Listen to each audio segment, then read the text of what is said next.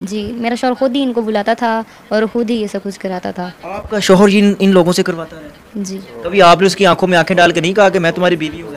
मैंने जब भी उसे कहने की कोशिश की है तो वो मारता-पीटा था और सामने से मेरी कोई बात भी नहीं सुनता था।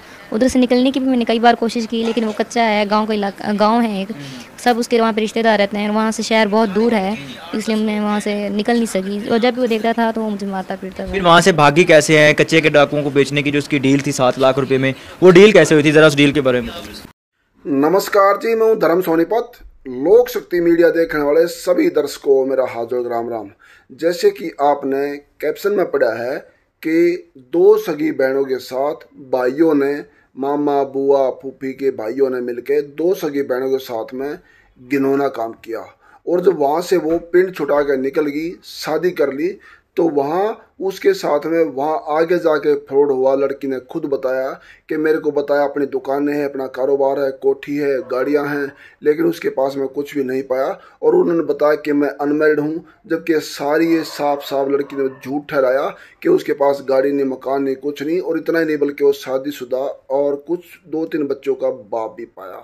और इतना ही नहीं, उस जिससे शादी की थी उन्होंने खुद अपने साथ 3 आदमी ला करके और बीबी के साथ घिनौना काम करवाया और कुछ डकैत लोगों से मिलके बीबी का सौदा भी किया गया। कितने में सौदा का क्या किया, टोटली साफ साफ वही पीड़ित बहन बताती हुई, और मैं दिखाता हूँ आपको।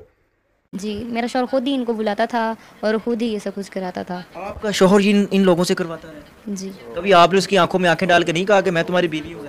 मैंने जब भी उसे कहने की कोशिश की है तो वो मारता-पीटा था और सामने से मेरी कोई बात भी नहीं सुनता था।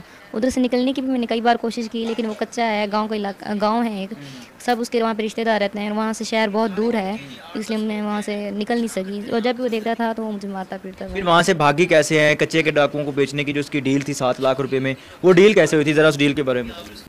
जी, मेरे सबसे बड़ा चाचू का बेटा अल्लाह निवास, जिसकी वजह जो मेरी वजह बना घर से निकलने की। हमारे भाई कोई नहीं है, हम सिर्फ 2 बहनें हैं। मेरे अब्बू बचपन में बहुत हो चुके थे और मेरी अम्मी ने शादी मेरे चाचू के साथ कर ली थी। छोटी 4-5 साल की थी जब मेरे अब्बू फौत हो गए थे।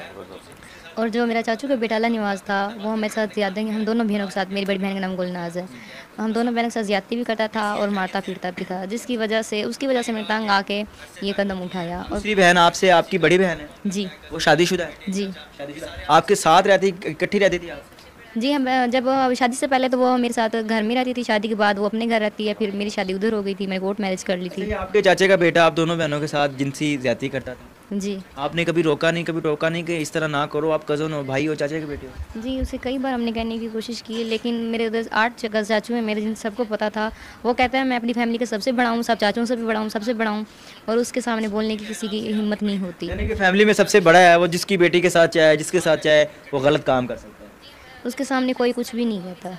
अल्लाह की ज़ात तो देख रही है, अल्लाह की अदालत तो लगनी है। उसके बाद क्या होता है, जिस शख्स से शादी होती है, लव मैरिज करती हैं, कैसे प्यार होता है, कैसे शादी होती है, फिर वही शख्स जो आपका मजाजी खुदा होता है वो कैसे आपको आगे बेचता है? मेरी दोस्त एक थी जिसने मेरा राब्ता कराया था मेरे शौहर के साथ, जिसका नाम मोहम्मद शफ़ीक के साथ। तो उसने कहा ये एक अच्छा इंसान है, तुम इससे शादी कर लो, इसके साथ तुम्हारी ज़िंदगी अच्छी गुजरेगी और तुम्हें इस मुसीबतों से जान छूट जाएगी। और शादी से पहले मेरे सिर्फ 1 माह पहले उससे राब्ता हुआ था, शादी मेरी को 8 माह हो गए हैं। मैं उसे मिलने के लिए कभी नहीं गई, लेकिन हमारी बात सिर्फ मोबाइल पे होती रही और मैंने सिर्फ उसकी तस्वीरें देखी यानी थी। कि मोबाइल पर आपकी उसके साथ दोस्ती हुई और आप घर से पहले ही तंग थी, आपने कहा शायद मेरे हालात जो हैं वो बेहतर हो जाएं, आप उसके पास चली गई। जी, मैंने उसे अपने कज़न के बारे में और अपने चाचू के बारे में सारी सिचुएशन से मैंने बताई थी। तो उसने मुझे कहा था मैं तुम्हें सपोर्ट करूँगा, और उसने मुझे ये भी कहा था कि मेरा गाड़ियों का अपना शोरूम है, मैं पढ़ा लिखा हूँ और मैं कुंवारा हूँ, मेरा शादी के बाद में अपनी कोठियाँ हैं और उसके कारें, शोरूम, पढ़ा लिखा था, ये सारी बात सदाकत थी, रियलिटी थी इसमें? कुछ भी नहीं था। जब मैं उसके घर गई तो उसकी पहले से बीवी भी मौजूद थी, जिसके 3 बच्चे थे।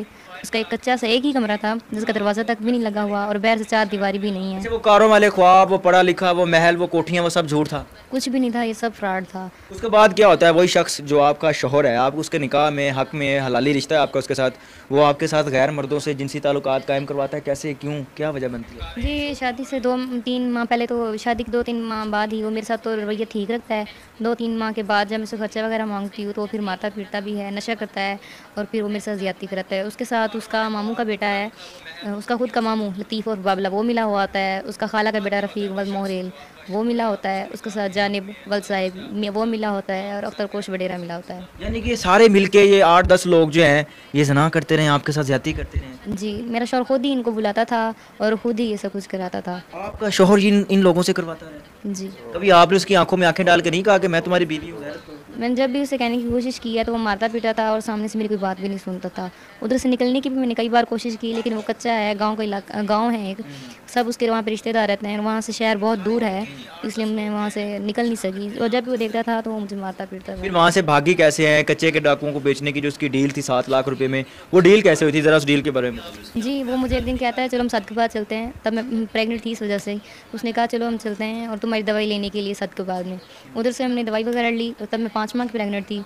फिर उसके बाद वो मुझे क्वार्टर पे ले जाता है जो कि उसके मामू लतीफ़ और बाबले का होता है। जब हम वहाँ पे जाते हैं तो वहाँ पे उसका खाला का बेटा रफ़ीक मोरेल होता है, उसका फूफो का बेटा जानिब वल्द साहिब होता है, उसका मामा लतीफ़ और बाबला होता है, और कच्चे के कुछ डाकू मौजूद होते हैं। अच्छा, ये सारे आपको बेचने की और ख़रीदने की डील कर रहे होते हैं, कितने पैसों में डील होती है? जी, 7 लाख में ये बात कर रहे होते हैं। मैं जब इन लोगों की बातें सुनती हूँ तो मैं तो पहले ही वहाँ से भागने के लिए कई बार कोशिश कर चुकी थी। ये 26 अगस्त की शाम का वाक़या है, और तब मैं ये शाम का टाइम था, 7:30 का टाइम था जब मैं वहाँ से निकली हूँ। सब ये लोग अंदर बैठे थे, पैसे वगैरह गिन रहे थे और साथ में बात कर रहे थे, तो मैं वहाँ से निकलती हूँ। अच्छा, आप वहाँ से भाग आती हैं, भागने में कामयाब होती हैं। जी, इस टाइम आप लाहौर में रह रही हैं, जिस घर में हम बैठे हैं, ये घर किराए का है? जी, ये घर किराए का है, क्योंकि अब मुझे शौहर भी छोड़ के चला गया है और मेरे अम्मी अबू मेरा भाई भी कोई नहीं है। मुझे इस वक्त कोई भी सपोर्ट नहीं कर रहा, इस वजह से मैं अकेली हूँ, इसलिए मुश्किल हालात काफ़ी ज़्यादा हैं, और मैं वकील के लिए पैसे ये सब कुछ बहुत मुश्किल से मैनेज कर रही हूँ।